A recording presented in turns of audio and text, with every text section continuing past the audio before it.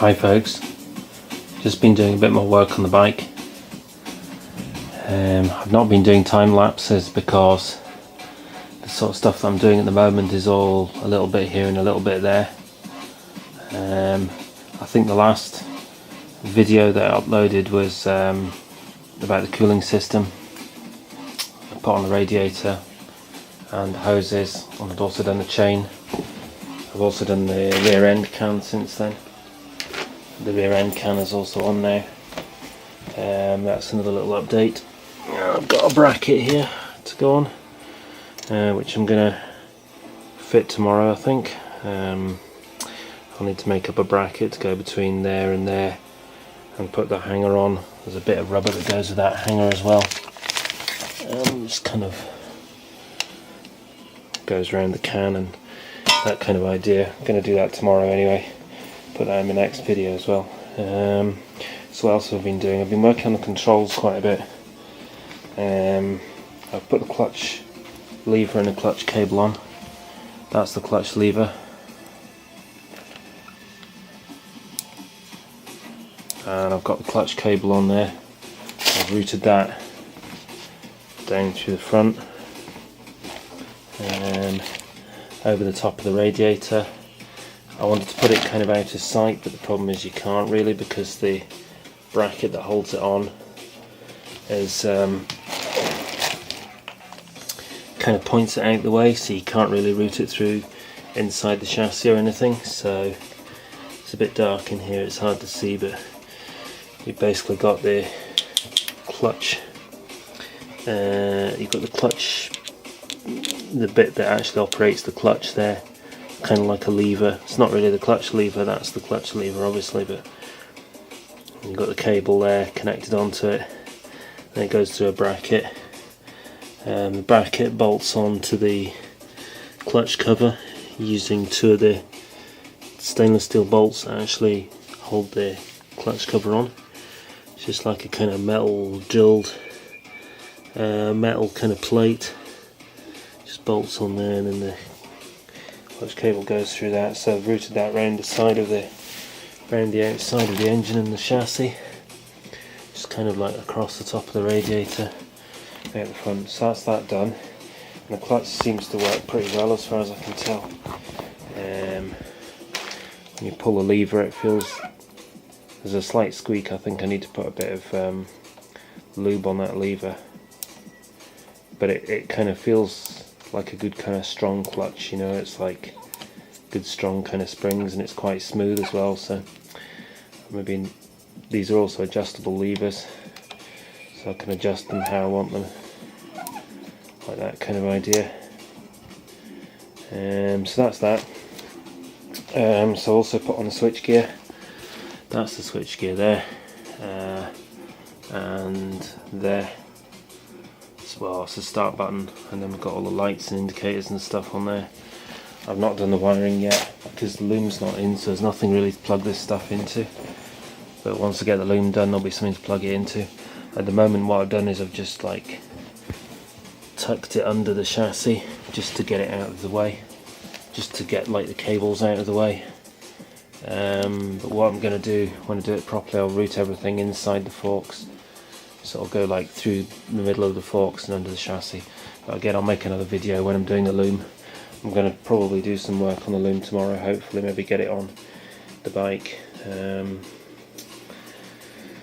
So then the main job that I've done this evening is to fit the front brake hoses, and I've filled the brakes with brake fluid and bled the brakes. So that's now the brakes actually done.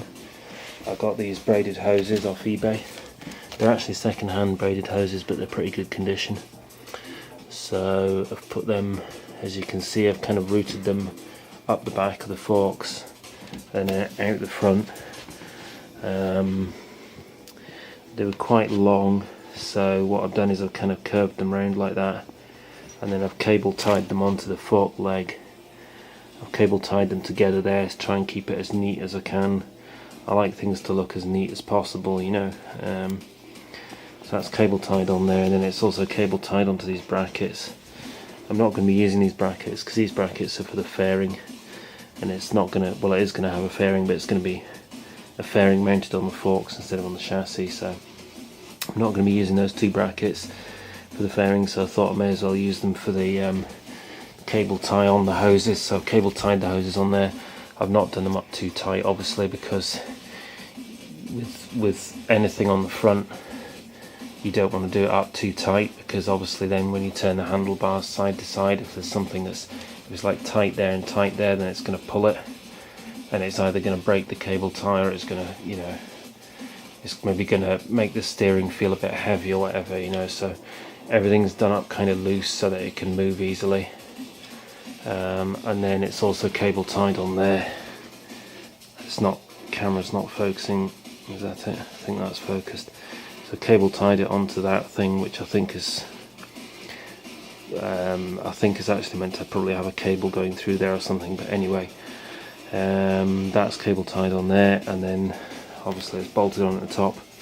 I've had to use different styles of crush washers because I didn't have enough of the same type of crush washers, so I've got like copper crush washers on there and aluminium crush washers on those ends, but to be honest, it doesn't really matter, you know. A crush washer does the job, you know. So then what I've done is I've filled it with fluid. I don't know if you can really see in the video, but that's filled with fluid, and then I bled the brakes. It took quite a while to bleed brakes. It's always a bit of a pain, you know, but got there eventually. So levers, to be honest, it's not totally bled. I think there's still a little bit of air in there because there's quite a bit of movement in the lever, but you can feel it's kind of firm. And what I did was I pushed the bike backwards and forwards, and I found that the brakes do actually come on. The bike actually stops when you grab the lever. So that's basically the front brakes done. Again, I didn't do the time lapse because just basically I didn't, you know, bother to get it all set up and everything. I just wanted to crack on with it, you know. So I mean, bleeding brakes is pretty straightforward. It's just hard work. Anyone that's done this before obviously will know the deal. Fill that up, close everything up at the bottom, pump the lever, keep pumping and pumping and pumping until all the bubbles come up. And then once you're not getting any more bubbles up there, then just put a plastic tube on the bleed nipple, and which is there in this case. That reminds me, I need to put the caps on there as well. Need to put the dust caps on, and just basically open the valve and just pump and pump and pump until all the bubbles are gone. It's basically, you just see like tons of bubbles coming up, and then you just keep pumping it until they're all out, and then just close it off, and then do the other side, and then you have to go backwards and forwards between each side a few times just to make sure that all the air's out, you know. That's basically what's involved in bleeding brakes. I think it took me about an hour to do that or something, just to get it properly bled. And what I found with brakes in the past is that even when you've bled them and they seem to be, how can I put it, even when you've done all the bleeding that you can, there can still be a bit of sponginess in the lever. What you usually find is that if you use the bike for a few days, the firmness of the lever will gradually improve. It will gradually get firmer as air works its way to the top. So you just have to keep an eye on the reservoir level, and if there's too much air in there, just fill up some more fluid. Of course, I'm not using the bike yet, but when I am, I'll just have to keep an eye on all that kind of thing, fluid levels and stuff to begin with. So that's kind of, oh yeah, and then I started, I've put the grips on. The grips are a bit smaller than I would have liked. They're not as long. I would have liked like a really, you know, like a full length grip. These are kind of a bit short, but they're good enough. They'll do. I can always change them at some point if I want to. What I did was, because it had like an end cap on the grip, so what I did was I cut that out with a Stanley knife, and I just put a bit of washing up liquid on the bar just to get the grip on, and then as you can see, that's a bit of the bar end there, you see. So push the grip right on as far as it'll go, right up to the switch gear. The reason for cutting the end off is that I'm going to use bar end mirrors. There's like a bit in there that you can screw into, so I'm going to screw a bar end mirror on there. same on the other side, bar end mirrors on both sides. So for that reason I had to cut the ends off these and slide them up. So that's that grip done. The other grip is down there somewhere. I've been messing around trying to get the throttle cable on, but the problem with the throttle cable that came with the universal throttle that I've got, it doesn't work with the carbs that I've got. There's nothing that you can, it's too slim and it just goes through the outer sheath, just goes through that. There's nothing that you need, something to like bolt it on. So what I've had to do is I'm